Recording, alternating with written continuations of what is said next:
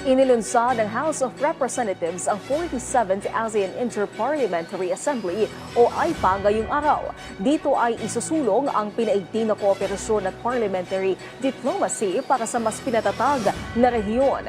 Yan ang detalye sa sentro ng balita ni Bel Custodio, live. Naomi, inilunsad ng House of Representatives ang presidency ng Pilipinas sa 47th ASEAN Interparliamentary Assembly o AIPA ngayong araw.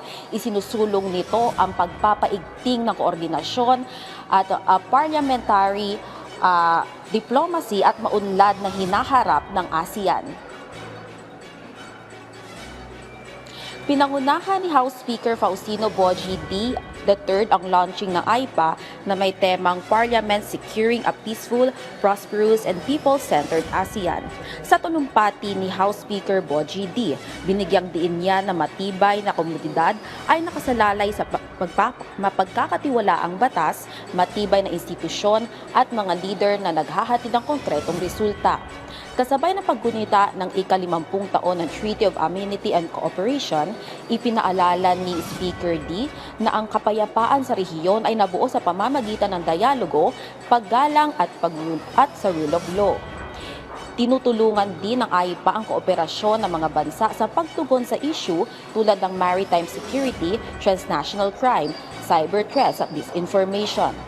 Binigyang diin din ang kahalagahan ng inclusivity kabilang pagtanggap ng Timor-Leste bilang bagong kasapi ng ASEAN. Ayon naman kay House Special Committee on ASEAN Affairs Senior Vice Chairperson Rachel Arenas, layunin ng AIPA Presidency ng Pilipinas na isulong ang economic integration sa pamagitan ng pagpapalakas sa trade and investment linkages, pagpapaunlad sa digital transformation at innovation. Kasama na rito ang responsable at etikal na pamamahala sa mga makabagong teknolohiya kagaya ng artificial intelligence.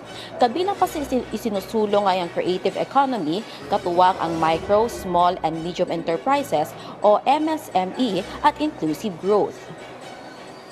Naomi, samantala kanina nagsagawa naman ng courtesy call ang Secretary General ng AIPA na si Dr. Chem Widya kasama o kabilang ang mga ambassador at iba pang kinatawan ng ASEAN na dumalo rin sa opisyal ng launching ng AIPA kanina. Balik sa iyo, Naomi.